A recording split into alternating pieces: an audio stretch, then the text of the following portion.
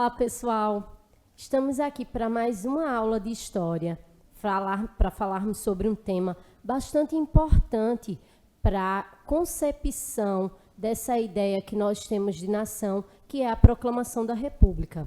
Então, vou convidar vocês hoje para, dando continuidade a todo esse conteúdo que nós já vimos discutindo ao longo dessas aulas anteriores, entender, por exemplo, como o processo histórico de surgimento e desenvolvimento da República advém ou ela tem início de um contexto maior, e para entender esse contexto maior da história do Brasil, ou a partir desse contexto maior, é que nós conseguimos compreender muito da estrutura política, da estrutura geográfica do nosso país hoje. Então, é muito, muito importante, é necessário que a gente saiba que esse objeto de conhecimento da história do Brasil, ele é necessário para que nós possamos contextualizar um período que é primordial para a atualidade. Então, como eu já venho dizendo há algum tempo a vocês, a história ela é muito mais do que a gente tem essa compreensão enquanto literatura. A história ela é uma ciência que vai nos apresentar quem nós somos, de onde nós viemos e para onde podemos estar encaminhando. Então, eu vou convidar vocês agora para entender um pouquinho mais, já que, dado o tempo, nós vamos falar de maneira muito pontual sobre a República Federativa do Brasil. Lá, desde a proclamação da República até o finalzinho do que nós chamamos de República Velha. Então, vejam só, contextualizando esse momento, a gente pode falar sobre alguns pontos que foram essenciais para que a proclamação da República acontecesse lá em 15 de novembro de 1889. Primeiro, a crise pelo qual a monarquia brasileira no Segundo Império enfrentava, com o afastamento de diversos grupos que davam apoio e base para a manutenção da monarquia, é um ponto. Aí, a partir dessa crise, desse afastamento das elites, desses grupos sociais do Império, culmina com o fim desse Segundo Império, com o golpe, né, que nós vamos falar mais adiante, com esse golpe que vai... Vocês veem aí na imagem o Deodoro da Fonseca e vão compreender que, na história, é importante sabermos que nada se dá de forma aleatória ou a partir do nada. Quando nós falamos que em 15 de novembro próximo, né, nós vamos comemorar a proclamação da República no nosso país, a gente vai falar de um fim. A proclamação da República ela vai ser o fim. O fim o quê? De uma série de acontecimentos. Essa série de acontecimentos vai culminar com a proclamação da República. Ela não aconteceu porque do nada acordou Deodoro da Fonseca, Floriano Peixoto, entre outros, e decidiram, hoje é um dia que nós estamos bonitos e vamos nos livrar da monarquia. Não. Uma série de fatores aconteceu. Como eu falei para você, o afastamento desses grupos sociais que eram próximos e ajudavam a manter a monarquia. Quando há esse afastamento, a crise e o fim do Segundo Império, a questão religiosa, porque a igreja era um grupo social que, se aliado ao governo, se aliado à monarquia, ao império, ela o ajudava a manter-se enquanto estrutura política, governamental, A questão militar, eu acredito que vocês, caso não lembrem, podem voltar a algumas aulas e observar que eu mencionei, quando a gente estava na aula de Império falando sobre a Guerra do Paraguai, a gente mencionou que esse foi um dos pontos importantes que culminou com o fim do Segundo Império. Por quê? Porque lá na Guerra do Paraguai, ou a partir da Guerra do Paraguai, os militares eles saíram fortes. E esse fortalecimento enquanto grupo social, que queria também deter o poder, foi essencial para que eles se organizassem, aliado a outros grupos políticos, como os fazendeiros, que estavam insatisfeitos com o fim da escravidão e por não ter recebido nenhum tipo de indenização, acontecesse uma junção, uma união, e a partir dessa união, eles tomassem o poder. Hoje, a gente vive na República Federativa do Brasil. Essa República Federativa, ela já vinha sendo pedida, ou ela já vinha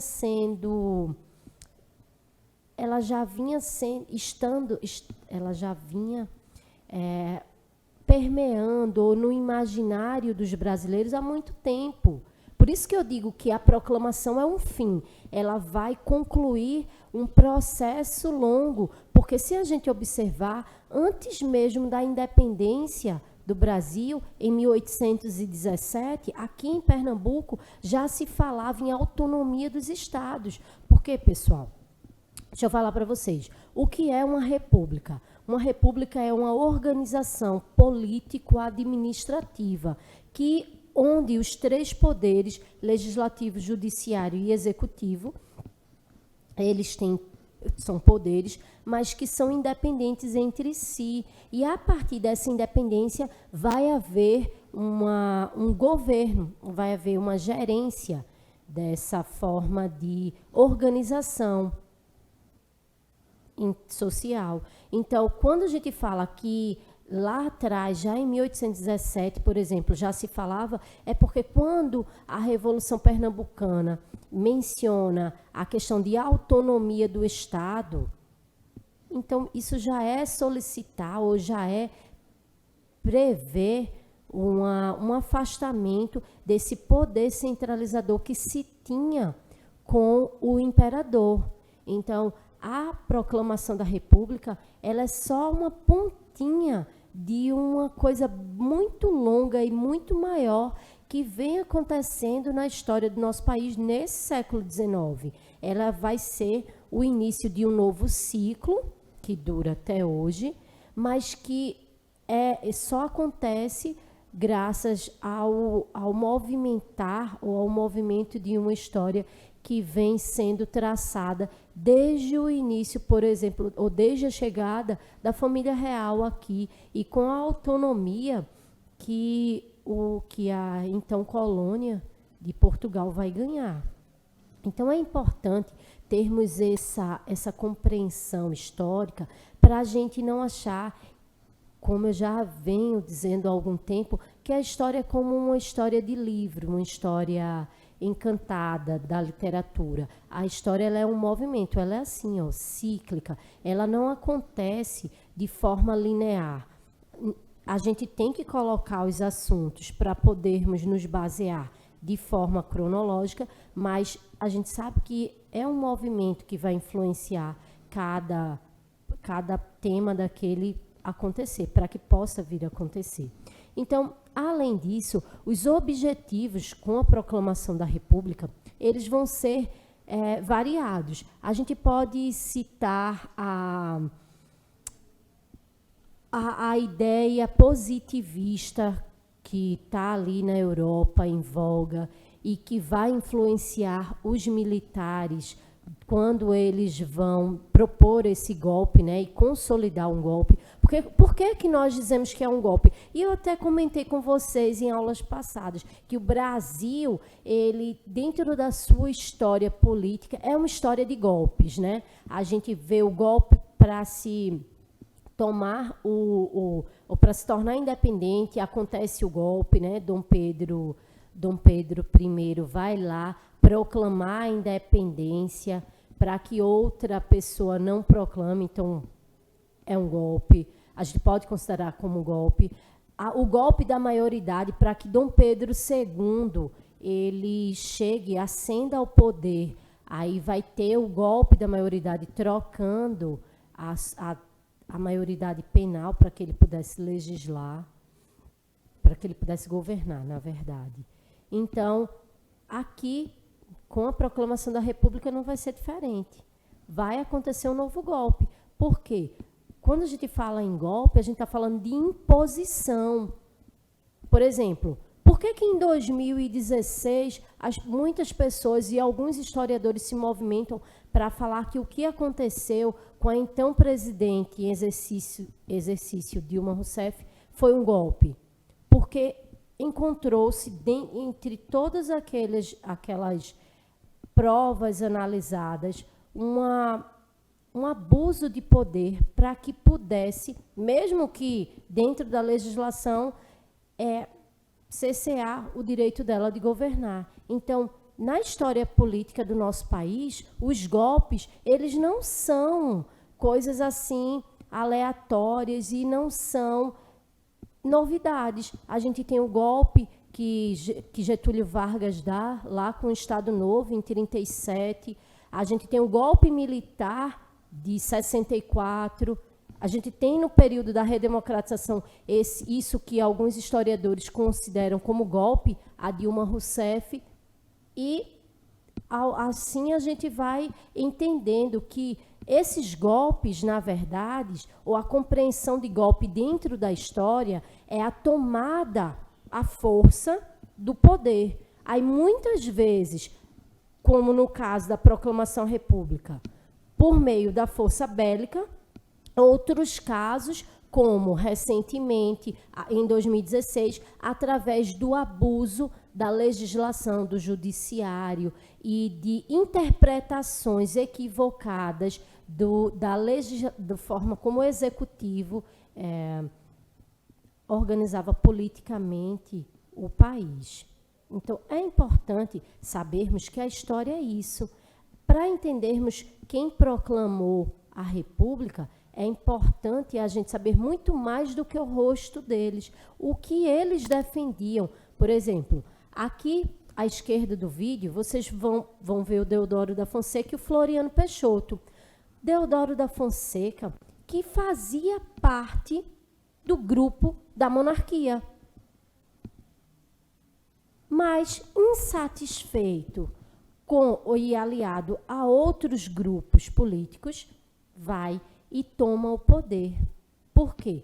Porque dentro desse curso, ou na microfísica do poder, como diria Michel Foucault, dentro dessa microfísica do poder, muito mais do que interesses ideológicos pelos quais você luta, sempre ao que aparenta na nossa história, o que vai prevalecer são os interesses próprios. Então, os militares se colocam como salvadores da pátria para melhorar a economia, para melhorar o social no nosso país, mas quando a gente vai observar o governo de Floriano Peixoto, é considerado um governo de mão de ferro, pelas repressões, tanto que acontece durante sua governabilidade duas revoltas, a revolta federalista e a revolta armada.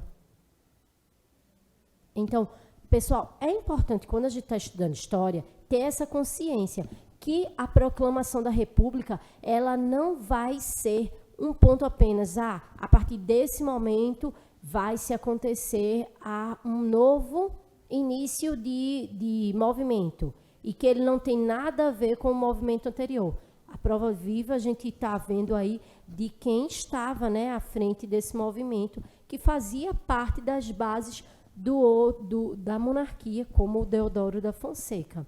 Então, como consequência, a gente pode citar várias coisas. Eu trouxe aqui alguns pontos, como a chegada dos militares ao poder.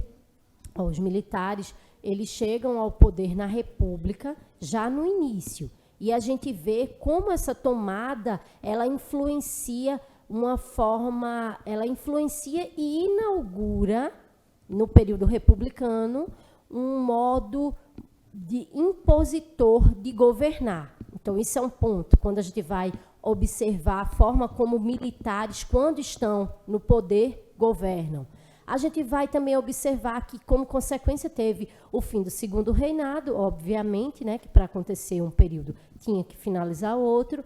A extinção do poder moderador, lembra quando eu falei, acabei de falar aqui, sobre como as províncias, elas desejavam mais autonomia e liberdade de decisão, de governabilidade. Então, o poder moderador, que era exercido pelo imperador, ele limitava isso. Então, com a proclamação da República, essa extinção do poder moderador vai contribuir para as províncias que passam a ser estados terem mais autonomia. A separação entre igreja e Estado, garantindo laicidade, que ainda hoje há muita discussão em torno disso. A gente acabamos de passar por um período eleitoral e vimos essa discussão em torno da religiosidade dentro do Estado brasileiro. A nossa Constituição, ou desde a proclamação da República, é garantido há mais de 100 anos, cerca de 133 anos,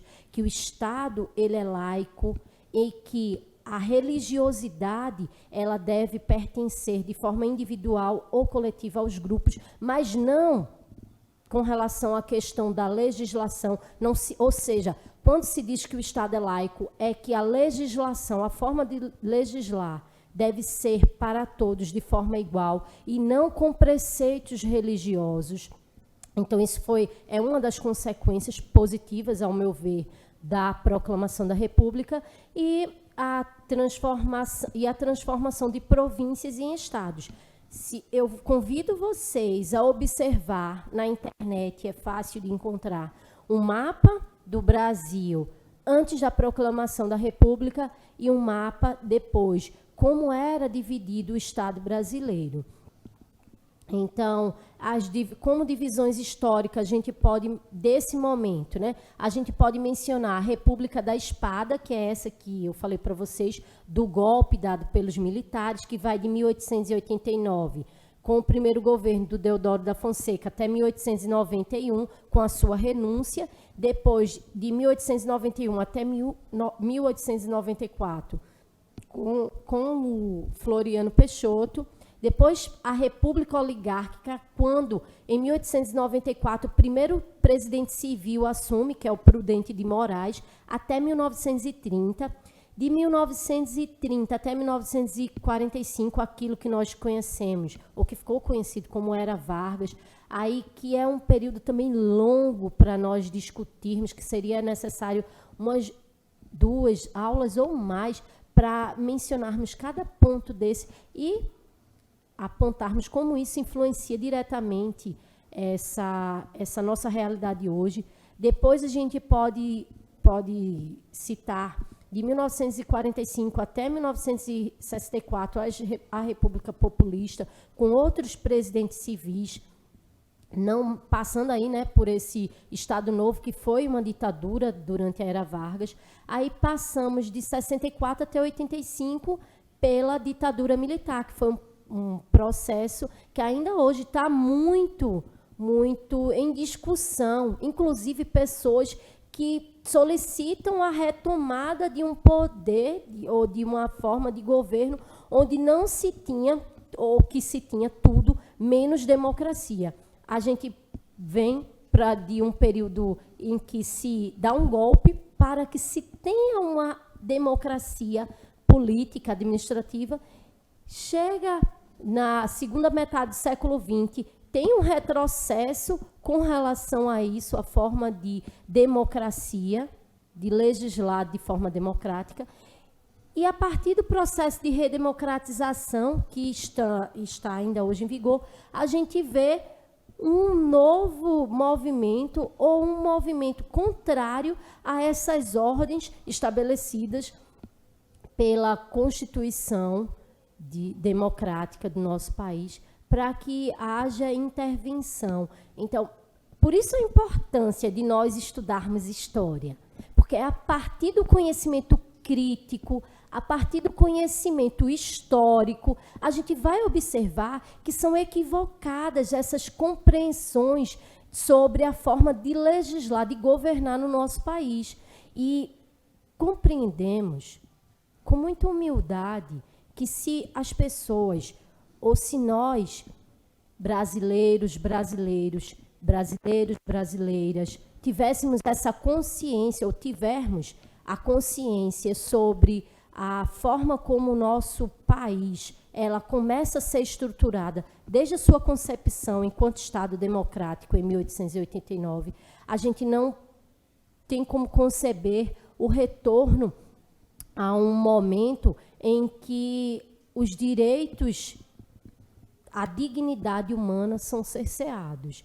Então, pessoal, mais uma vez eu volto aqui para lembrar a vocês de como é importante entender a história, como é importante entender por que, professora, a República Oligárquica, ela ainda hoje, ela influencia na forma como os estados, eles vão se organizar enquanto colégios eleitorais, por exemplo.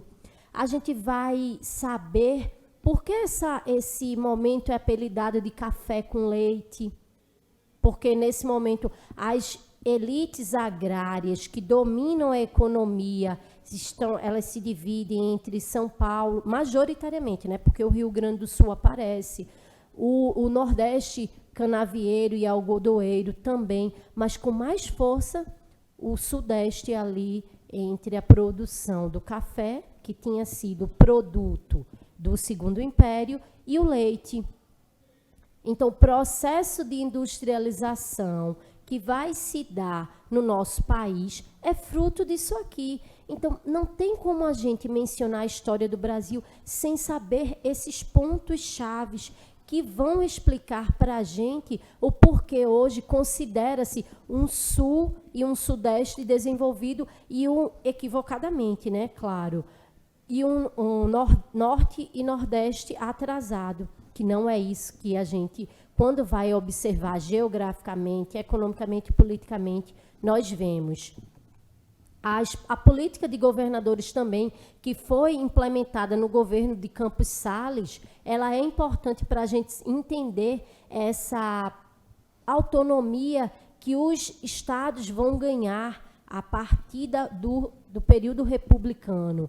O convênio de Taubaté também é um ponto que merece ser mencionado, porque é quando, durante o governo Rodrigues Alves, vai se estabelecer políticas de preços que vão contribuir para os produtores de café, que são, em grande parte, lembra aqueles senhores de engenho que têm a sua comercialização ou têm a sua produção baseada na escravidão.